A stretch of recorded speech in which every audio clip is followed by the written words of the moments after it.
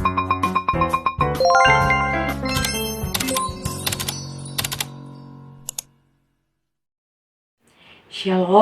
salam sejahtera untuk kita sekalian. Baiklah saudara-saudara yang diberkati oleh Tuhan, di saat ini kita akan merenungkan sebagian isi dari sabda kebenaran firman Tuhan.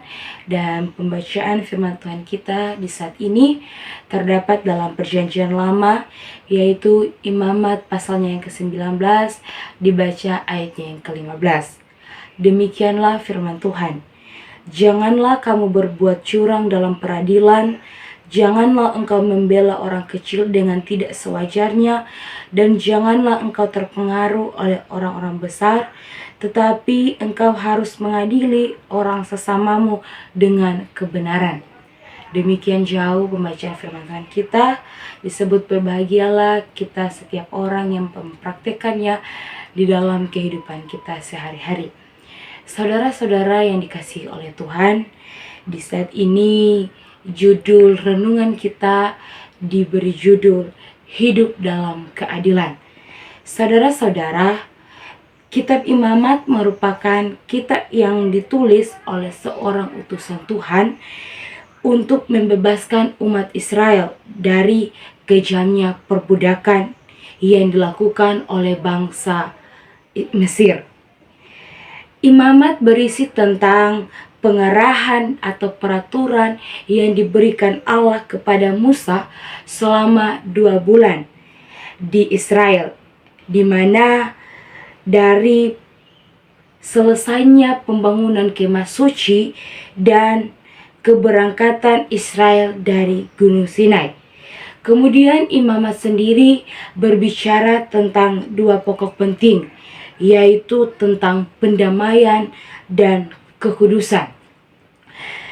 Imamat 19 ayat 15 ini menceritakan bagaimana Imamat mau menegaskan bahwa di dalam kehidupan hendaknya kita harus menerapkan keadilan atau harus adil dalam setiap hal.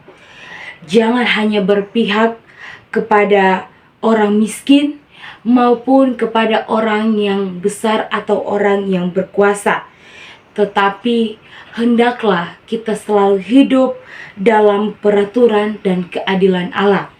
Saudara-saudara, kehidupan orang Kristen harus dipelihara dan dijaga. Bahkan di dalam hidup kita harus terus menerapkan peraturan dan perintah Allah, dan selalu hidup dalam suatu ketaatan dan keadilan. Keadilan seperti apa yang dapat kita terapkan di dalam kehidupan kita? Yaitu, mari kita menelaah kembali pembacaan firman Tuhan kita di saat ini. Dalam pembacaan firman Tuhan kita di saat ini terdapat kata keadilan. Keadilan sendiri memiliki arti bahwa sama atau menyamakan atau setara, di mana kita menempatkan suatu kondisi yang bersifat adil, netral, dan rata, yaitu setiap perbuatan maupun kelakuan kita terhadap sesuatu, kita haruslah adil. Imamat sendiri menegaskan bahwa kita di dalam kehidupan kita seharusnya bagaimana kita menegakkan hukum itu. Harus adil kepada siapapun, tanpa memihak kepada si miskin, tanpa memihak kepada orang yang berkuasa. Dan Imamat sendiri mau mengajarkan kita bahwa harus hidup dalam keadilan. Ada beberapa hal yang dapat kita ambil dari pembacaan kita di saat ini untuk relevansi kita di masa kini. Yang pertama, ketika kita menjalani kehidupan, hendaklah menjadi pribadi yang selalu adil.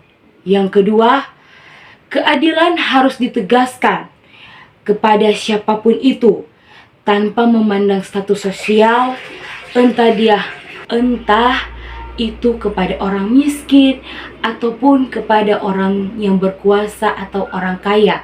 Keadilan harus ditegakkan secara merata.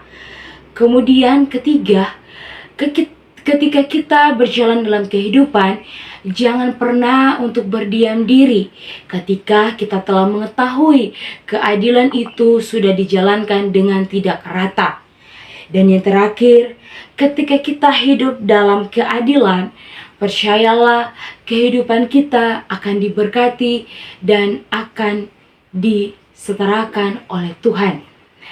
Ada satu ilustrasi yang dapat kita ambil, yaitu yang pertama, di mana ada seorang anak yang bernama Koko. Dia ini masih anak kecil dan dia dituduh telah mencuri. Dia dituduh mencuri laptop, dia dituduh mencuri handphone, dan dia dituduh mencuri barang-barang berharga lainnya. Singkat cerita, Koko ini dimasukkan ke dalam penjara. Ketika dia di dalam penjara, ia disiksa, ia ditindas oleh aparatur polisi. Bisa kita lihat di sini bahwa sebenarnya Koko ini tidak bersalah, hanya ada kesalahpahaman yang terjadi. Namun aparatur polisi ini telah melakukan kekerasan kepada Koko. Keluarga Koko ini tidak menerimanya, maka mereka mengangkat masalah ini ke dalam pengadilan. Di dalam pengadilan ini pun mereka berjuang semampu mereka untuk dapat membebaskan Koko ini. Walaupun mereka menghadapi berbagai rintangan, termasuk kasasi yang dilakukan oleh jaksa penuntut. Singkat cerita, setelah pengadilan ini berlangsung, akhirnya majelis hakim memutuskan bahwa Koko tidak bersalah. Kita dapat melihat bahwa keadilan di sini dapat ditegakkan dalam suatu pengadilan tanpa melihat Koko ini adalah orang miskin atau tanpa melihat aparatur polisi ini mempunyai jabatan yang tinggi. Kita melihat bahwa penegakan hukum diselesaikan dengan secara adil dan merata. Marilah saudara-saudara yang diberkati oleh Tuhan, kita selaku orang Kristen menerapkan kasih Kristus lewat sikap kita dengan keadilan. Mari berbuat baik, berbuat adil kepada siapapun tanpa kita memandang orang itu dari status sosial.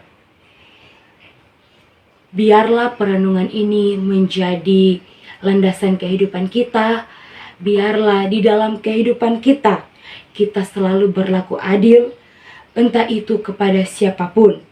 Sebab semua orang sama di depan hukum, seperti semua orang sama di dalam dan di mata Tuhan. Terpujilah akan firman-Nya. Tuhan Yesus memberkati. Shalom.